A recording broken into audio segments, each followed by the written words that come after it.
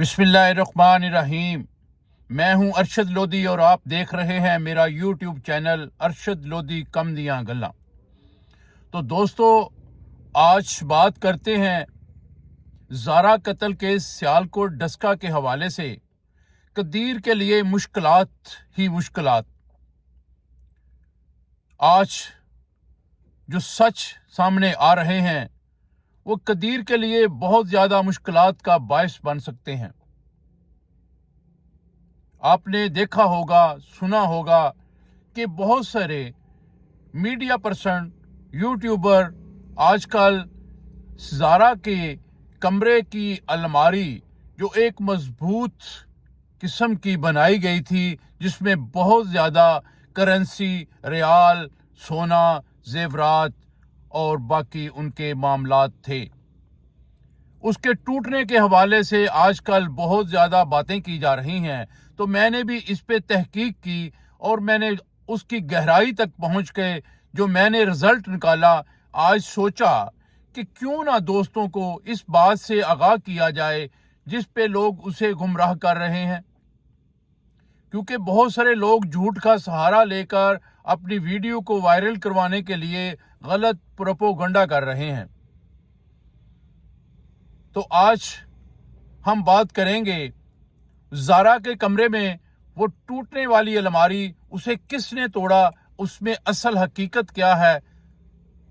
क्या वो पुलिस ने तोड़ी या ज़ारा की सास और उसकी ननद यास्मीन और सुगरा उन्होंने तोड़ी।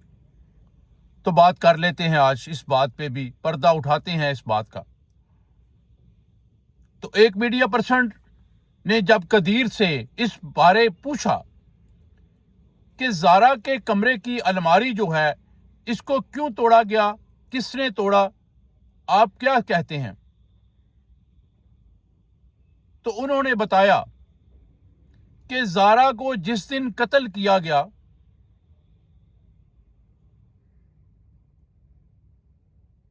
उस दिन से लेके आज तक लोगों ने मुख्तलिफ हकायक पे पर्दा उठाया, लेकिन एक बात जो है वो थोड़ी क्लियर बात है कि मेरे सोसर शबीर कहते हैं कि जिस दिन मैं ज़ारा के कत्ल होने के बाद घर आया, आके उनसे पूछा कि ज़ारा कहाँ है, तो इन्होंने टाल मटोल से काम लिया, मेरे साथ बदतमीजी की, लड़ाई झगड़े के मूड में नजर आए। फिर मैंने अपने भाई को बुलाया और हमने पुलिस से 15 पे फोन करके इनको पकड़ाया। तब तक तो मैंने सारे कमरे चेक किए थे, ज़ारा के कमरे की हालत ऐसी ना थी, बिल्कुल ठीक ठाक थी। कोई अलमारी का लाक, कोई किसी किस्म का कोई नुकसान उसे नहीं हुआ था, अलमारी बिल्कुल असल हालत में थी। अब होता क्या है कि जब ज़ारा को कत्ल करने के बाद ये गिरफ्तार हो जाते हैं, शबीर वापस गुजरांवाला आ जाता है, ये सुगरा और ये यास्मीन और अब्दुल्ला, इनको जब पुलिस छोड़ देती है तो ये वापस घर आते हैं। अभी घर में पड़ी हुई वो ज़ारा की लाश की खोपड़ी, जो सर था जिन्होंने इसे जलाकर उसे बिल्कुल जला दिया हुआ था जिसकी शनाख्त ना हो सके, वो और उसके बाजू जो अभी तक घर पर मौजूद थे, इन्होंने सबसे पहले वो चीज़ें पकड़ी, मोटरसाइकिल पे बैठे अब्दुल्ला के साथ और जाके गांव से 13-14 किलोमीटर दूर जाके उनको वहां ठिकाने लगाया, वहां फेंक दिया। और उसके बाद आके इन्होंने सारी रात उस अलमारी को तोड़ी, क्योंकि अलमारी बहुत मजबूत बनाई हुई थी और उसको तोड़ने के लिए इन्हें मुख्तलिफ औजारों की ज़रूरत पड़ी। हमसाये बताते हैं कि कटर चलने की आवाज़ पूरी रात आती रही। हम समझते थे शायद कोई घर में काम हो रहा है, लेकिन असल हकीकत तो ये सामने अब आई कि वो अलमारी काट काट कर उन्होंने उसे अलहदा किया और उसके अंदर जो जेवरात थे, नकदी थी, रियाल थे और वो करेंसी जो ज़ारा और कदीर ने छुपा के रखी हुई थी, यानी वो करेंसी जो इनके शादी हाल से आने वाली इनकम थी, वो ज़ारा के पास आती थी। और वो अलमारी बनाने का मकसद भी यही था کہ اس کو ایک سیف جگہ پہ رکھا جائے، گورنمنٹ کی نظروں سے محفوظ رہیں، تاکہ کسی ادارے کو پتہ نہ چل سکے کہ ان کے پاس کتنا سرمایہ ہے اور اس کو بینک میں جمع نہ کرایا جائے۔ دوستو، اب بات آتی ہے، وہ کہتے ہیں نا تصویر کے دوسرا رخ بھی ہوتا ہے۔ پہلا رخ تو یہ ہے کہ قدیر نے کہا کہ جی مجھ سے پولیس نے میرے بینک اکاؤنٹ جو ہیں ان کی سٹیٹمنٹ مانگی ہے، تو میں نے وہ دے دی ہے انہیں۔ بالکل دے دی ہے جی، کوئی شک نہیں، وہ سٹیٹمنٹ تو دے دی آپ نے۔ اب جو الماری کا جو کٹا کھلا ہے تو اس میں بھی غور کریں نا جی، یہ نیا کٹا کھل گیا ہے۔ اب الماری کے اندر سے وہ جو زیورات تھے، وہ جو نقدی تھی، وہ جو ریال تھے، اور جو وہ چھپائی ہوئی کرنسی تھی جس کا آج کل چرچا ہو رہا ہے، اس کا کہیں ذکر کیا آپ نے؟ کسی ریٹرن میں، کسی بینک سٹیٹمنٹ میں؟ وہ چیزیں تو آپ نے چھپا کے رکھی ہوئی تھی۔ اب بات آتی ہے کہ گورنمنٹ FIA، مجھے لگتا ہے کہ وہ بھی اس میں ملوث ہو جائے گی، وہ بھی انہیں اٹھائے گی اور ان سے وہ برآمد کرے گی وہ سرمایہ، وہ چیزیں جو انہوں نے وہاں چھپا کے رکھی ہوئی تھی، کیونکہ کوئی بھی چیز، کرنسی نوٹ وغیرہ گھر میں چھپا کے رکھنا قانوناً جرم ہے، اور یہ جرم ان سے سرزد ہوا۔ اب چونکہ زارا تو اس دنیا میں نہیں ہے، اس کے میاں قدیر جو ہیں وہ اس دنیا میں ہیں، تو وہ زارا کے کمرے سے برآمد ہونے والی کرنسی، چاہے وہ پولیس نے برآمد کی ہے، چاہے وہ سگرا نے برآمد کی ہے، کسی سے بھی وہ نکالی، وہ اب نیا ایشو جو ہے وہ سامنے آئے گا۔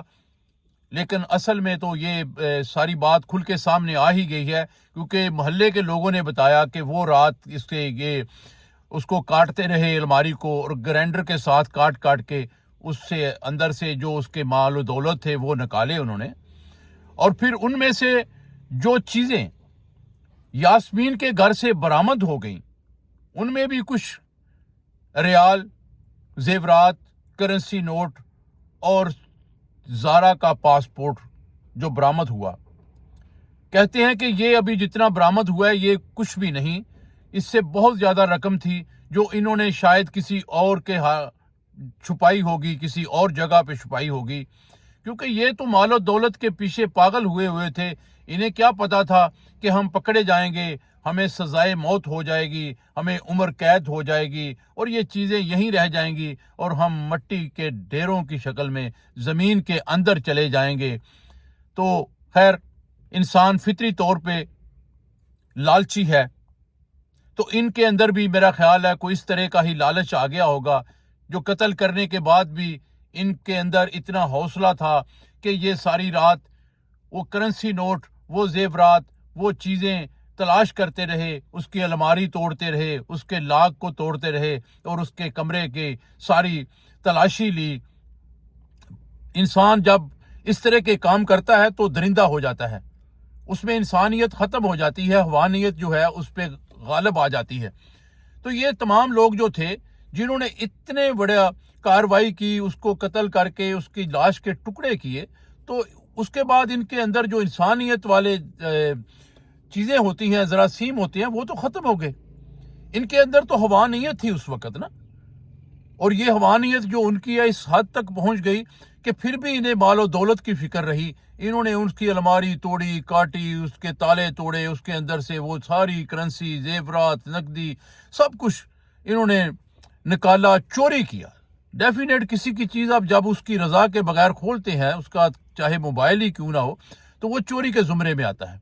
تو یہ ساری چیزیں انہوں نے چوری کی، ڈاکہ ڈالا اس کے حق پہ، اور پھر وہ چھپا لیں۔ کچھ یاسمین کے گھر سے برآمد ہوئی ہیں، کچھ کسی اور کے گھر سے برآمد ہو جائیں گی۔